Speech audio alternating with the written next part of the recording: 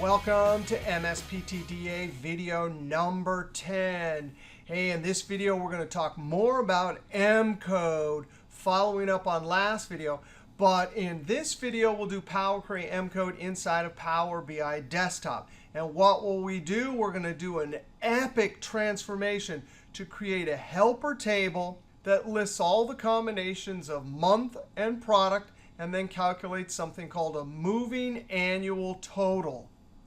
Now, really, this video is for us to practice writing M code and custom functions as a follow-up for last video. And the table that we create will be a single part that we possibly would create in a data model. But we want to see that sometimes our goals with Power Query require that we do a lot of M code. Now, this particular Power Query transformation comes from a question below video number 8. And the question was just wondering if you could generate a column with moving annual total for each month product combination. Now, one of the things that this person said is, yes, we can do it in DAX. And in fact, later in this class, we'll actually do it in DAX. But it potentially is a calculation-intensive formula. So if we could transform the data set and have that piece of it, meaning a table with month and product with a pre-calculated moving annual total, then perhaps the full data model and reporting system would work more efficiently. So we're going to see if we can create this moving average total table. And the good news is, the Power Query solution comes from our local Power Query master, Bill Szysz. And in particular, we'll see an awesome custom function he created. Now, I created a solution over here in Excel to help illustrate what we're trying to do. Here's our data set, date, sales, product. And I have it here in Excel, but over in Power BI Desktop, we're actually going to connect to an external source, which will get new data.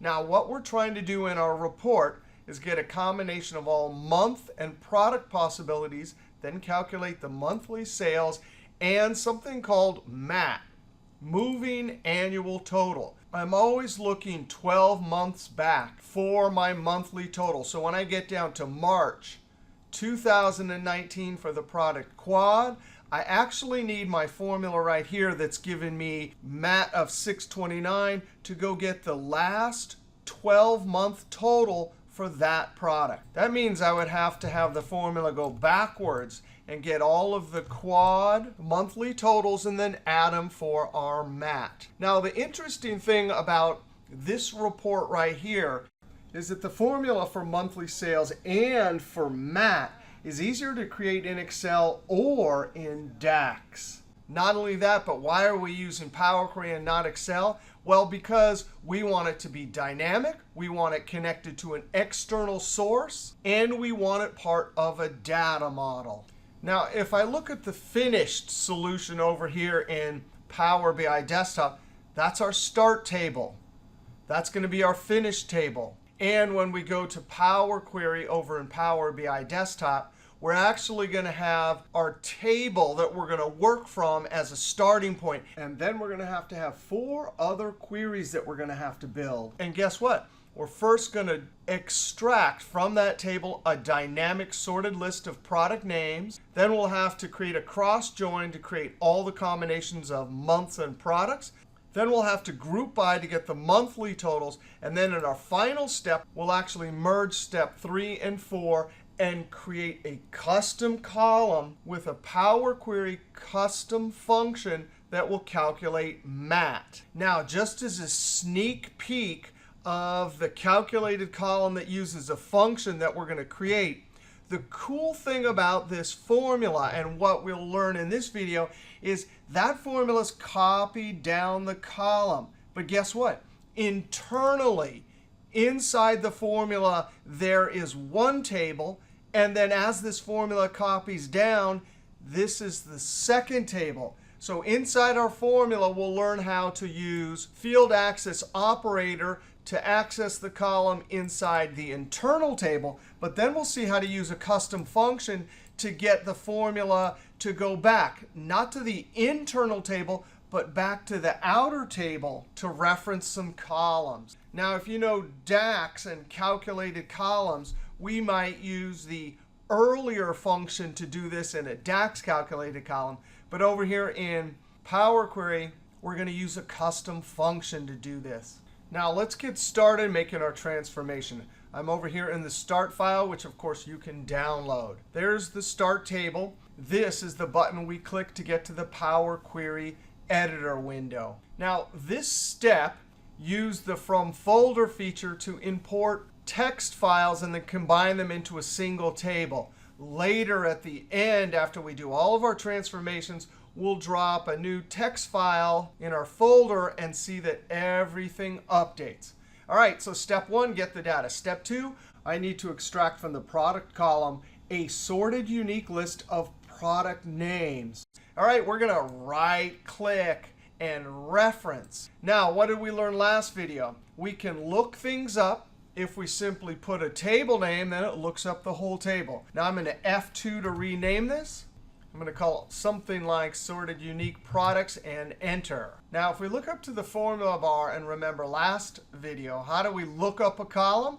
Well, we skip over the row index number and simply in square brackets type the field name, close square brackets. This will actually extract this column as a list. So when I hit enter, that's exactly what we need, because the next step is we want to use the List.Distinct function. Close parentheses and enter.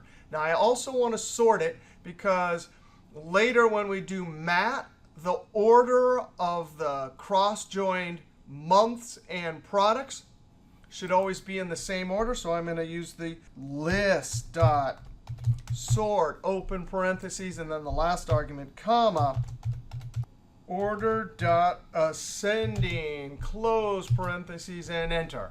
So there's step 2. Now, step 3, we're going to need to cross-join all possible dates with this list of products so we get a combination of all the dates and products.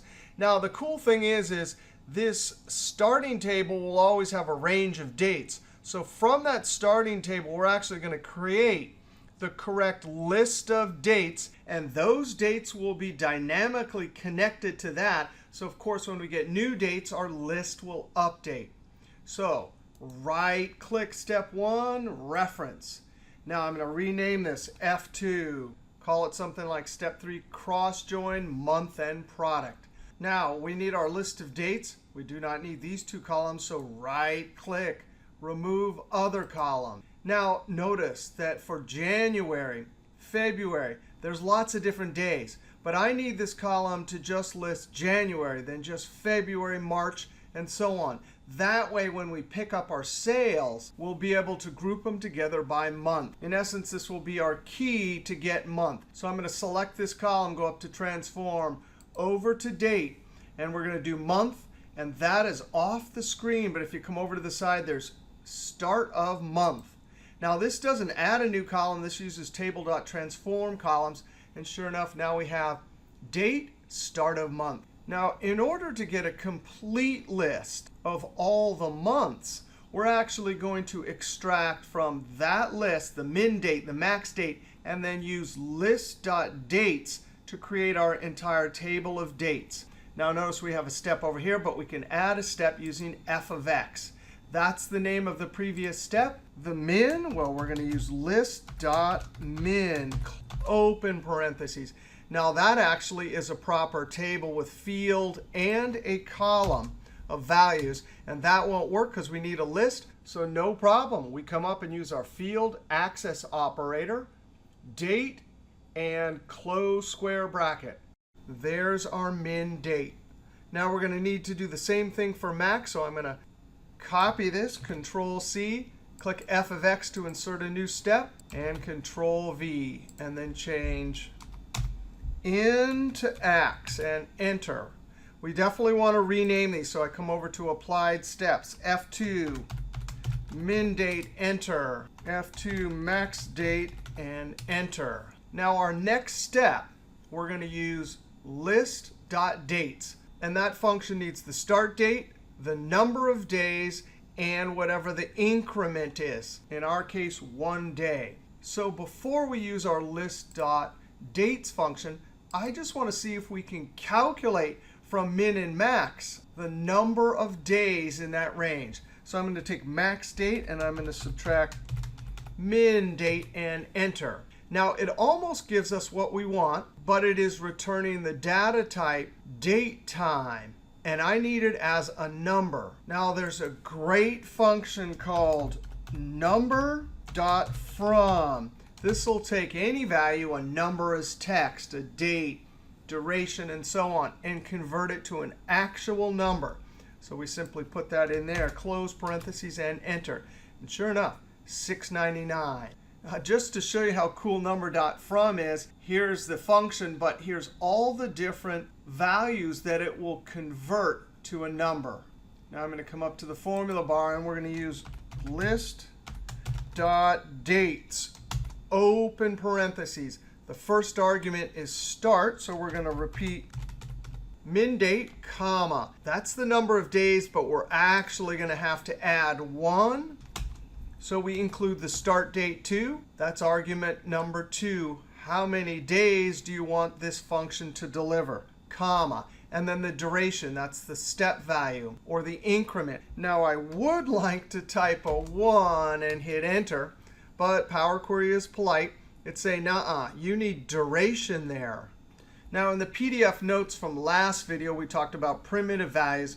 And we didn't look at primitive values like pound, date time, pound, duration. But they're simple to use. You simply put day, hours, minutes, and seconds inside of pound duration. And that's our way of hard coding the duration in. So instead of a 1 up here, pound, duration, open parentheses, 1 day, comma, 0 hours, 0 minutes, 0 seconds, close parentheses. And now when we hit enter, there's our list of dates. Now this is a list, and we're going to need it as a table. So with this column selected, look at that. List tools, there it is, to table. We don't have any delimiter, click OK. Actually, it says convert to table there. This I want to name F2, something like create date list, and enter. Convert to a table. Oh, and we still need this coded with only start of the month. That's why we had to convert it to a table. Now we go up to transform. Now we have these options, month, and now this is on the screen, start of month. Now we have lots of duplicates, and we do not need duplicates. We're going to remove duplicates. So right click, remove duplicates. Now right here at this point, we could name this and save it as our dynamic list of dates. But we're going to go one step further. We're going to do the full cross join, which means I need to bring from step 2 the 3 product names and match them with each date. When we do a cross join, it's like multiplying the 2 tables. So we'll get all the combinations of the things in this list with the items in step 2 list. And the way we're going to do that instead of using merge is we're going to add a column. Now, before we do that, we're actually going to need the name of this step. So I'm going to come over here, F2, Control-C, Escape. Now come back down here, Add Column, Custom Column. This column is going to be named Product. And how do we cross-join? Well, if I list Control-V, the list of values, that means this column for every row will have the exact list. So when I click OK, that's perfect, because now there's an expand button. And so when I expand, I'll get that date for each one of the products. Expand to new rows. Now we can do our final steps. I'm going to name this date and enter. It's got the correct data type. I'm going to come over here and add text. And there is our finished cross join, all the possible start of the month dates with all of the product. Now this is step 3. We actually, in step 4, need to go back, group all of the monthly sales, and then we will merge step 3 and 4. I do want to come over here to added custom F2. That's where we added the list, something like get product names. Now let's come up to step 1, right click, reference. F2 to rename, something like step 4, group by to get monthly sales, and enter. Now, before I can group by these 2 columns, remember This table has start of the month, so we need to convert this to start of the month. Transform date, month end, start of month. Now I select this column, hold Control, select this column, right-click, Group By. We learned this feature a couple of videos ago, and some of the comments were, why do we have to use Group By when we have pivot tables? Well, yeah, if you're in Excel, pivot tables are easier than grouping by, but this is an actual step we need in a transformation. This is going to be called monthly sales or something like that. We'll do the operation sum, and we'll do it on the sales column, and enter. So now we have our monthly sales. Step 5 is where we will merge and add our custom column. Now, before we do step 5, I don't want to load any of these. I do want to load the first step and the last step. So in Power BI Desktop, I right-click and uncheck Enable. Right-click, uncheck Enable, right-click, uncheck Enable. Now I'm going to click on step 3 and rename columns right here step. I'm going to change this up in the formula bar to lowercase a. All right, let's try this again. We'll do merge new. Select 1 and 2. I love it. They put a 1 and a 2 in that order. Select step 4, 1 and 2. In essence, we're going to look this up and bring this over here. This might have some missing dates, whereas this one was the cross join, so we don't have any missing dates. Left outer, that is fine. That means all from the first, matching from the second. Click OK. I'm going to rename this before we go further. F2. Step 5, final monthly sales and map. Now we can expand, and all we need is the monthly sales. Click OK. Now, because this has a cross join and we might not have matching values in our original transaction table, I'm going to come to the drop down and look, and sure enough, there's nulls. We want to replace those nulls with zeros. Right click down to replace values. Lowercase null tab 0. Enter. Now, in order for our final column to calculate 12 months back, it would be convenient for each row to have the end date for 12 months back and the start date. So we're going to add an extra column, add column, custom column. We're going to call this something like date 1 year back. And there's a great function that will allow us to look at the date, date.add, and we could put days or months or years. We want months, open parentheses. Double-click date. Now I want you to notice something. This is a custom column. It's a dialog box. We're creating this function. It will be copied down this table right here. Date is from this table. This list will allow us to pick the columns from the table where the formula is going to be copied down. Now that'll be different in our next formula, but that's how a basic custom column works. Now the second argument is how many months. I'm going to put -11, close parentheses, and -11 because if we're looking at the key for January, right, -11 will bring us back to the key 2/1/2017, which is exactly what we want. Click OK. Now let's go look at this formula. And this is going to help us in our next formula, table.add columns. It will add the word each. And we learned about each for the first time last video. That is shorthand for an unnamed custom function. It is what is going to allow table.add column to use this date column as an input for the formula. The important thing we want to notice here is two things. The word each is always automatically put in, and that column right there is acting on that table. Now remember, this is added custom column step, which is acting on the previous step, which is that table.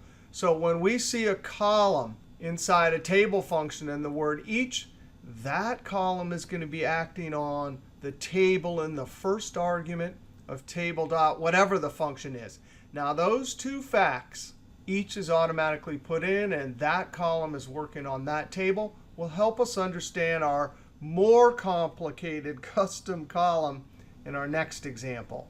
Also, I want a data type here, so I'm going to come to the last argument, comma. space type, and this will be date, and enter. Another thing that's going to be important for our final column is we need to make sure that these are sorted correctly. Just like we learned last video, this is a safeguard. And I want to point something out about sorting. If we were in Excel, if I clicked this column and sorted, and then this column second, this would be the final or major sort. That's not the way it works over here. If I choose to select and sort ascending on this column, we can already see up in the Table.Sort function, it's chosen the date order ascending as a list within a list. That's going to be the major sort. So when we come over to product and click sort ascending, notice these didn't change. These did. So now product is sorted within date. I'm just pointing that out because in Excel, if you click this and then this would be the major sort. But in Power Query, it's the reverse. And we can see up in our Table.Sort function, date is the major sort, product is the secondary sort. Now, our next step is to add the custom column. But wait a second. Because in the custom column, we're actually going to refer to this table in every single row, instead of just using a reference to the table, which would have to call back for every single row as we copy the formula down to get the table, which means a lot of extra calculating time. Instead of doing that, we can buffer the table, which is like adding it to cache and only calling the table once as we copy down the column. So with sorted rows selected, I'm going to come up to f of x and click. There's the table. And guess what? I'm going to say, hey, table, please buffer. Close parentheses and enter. Now I definitely want to come and rename this step. F2, buffer table, and enter. Now we get to do our custom column. This is going to be amazing. Now, I just click custom column, right? So we know when we eventually click OK, Table.AddColumn function will automatically add an each. Okay, just keep that in mind. We're going to call this map. And the reason that matters is now we're going to do a custom function. Open parentheses, and we can put however many arguments we want. But we just want to be able to access the external table. So I'm going to use x or any name that you want. Close parentheses. Then we use goes to equal greater than space. And what we want to do, just like we do over in Excel or DAX, is as the formula copies down, I need to filter the buffered table based on the start and the end date and the product name. So we're going to use right inside the column another function called Table.SelectRows. And this is the function that will allow us to filter. Now, the internal table is buffered table. That's the first argument, comma. I'm going to scoot this over. And now, inside of Table.SelectRows, we have to put each. That each will be working on this table, space. And then we list our 3 conditions or criteria for filtering the internal table. I'm just going to double click this. But because it's inside the formula, that date will be hitting that column. And I have to say the date has to be greater than or equal to the lower limit. Now, if I click date 1 year back, that column is communicating with that table right there. But I don't want it. Remember, that X is going to be inside of the Table.Add column. So it's actually going to work on this table. So if I put an X in front of date 1 year back, it's not hitting this table. It's going to hit this table. Now, that's only one of 3 and logical test criteria. So we use and, all lowercase. The date in the buffered table is also going to have to be less than or equal to the date. And I'm going to put X. So we get that looking at the external table. And our product in the buffered table, you have to be equal to the product. But we need to force it to look at the outside table, X. close parentheses on table.select rows. Now, I'm going to enter this. It is not what we want, but I want to prove to ourselves that this table is being filtered as we copy it down. Now, remember, that's a custom function. The word each is automatically going to be put in there, and it thinks it's going to be the custom function. So when we click OK, it's showing up as a function, but I need to come up to the formula bar, and for table.addColumns, I need to remove each because I want my own custom function. Now when I hit Enter, that is just too cool. We have a table inside this column. And if we scroll down to March, Quad, and look at this table, look at that. It got exactly the correct 12 values 1 year back. And how do we get that table? Well, we buffered the table, then used table.select rows, looked at date, date, and product inside the buffer table, and then did our comparative operators and compared them to our conditions or criteria for the external table. That is just too cool. Now, if we come up to the formula bar, we first off, if we're trying to add these values to get mat, the first thing I need to do is extract monthly sales from the table object right there. So very carefully, remember table.select rows is delivering the table, and we need to look up the columns. So we use our field access operator, close square bracket. And luckily, this returns a list.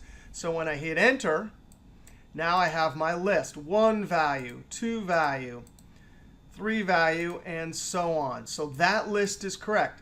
And why is the list convenient? Because if we want to add, the aggregate functions require a list. So list.sum, open parentheses. And then right after, please extract the list, close parentheses, and Enter.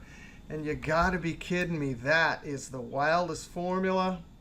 There's our March 2019 quad total of 629. Now we can also, because this is table.addColumns, I want a data type. So I come to the third argument, comma, type, and then number, and Enter.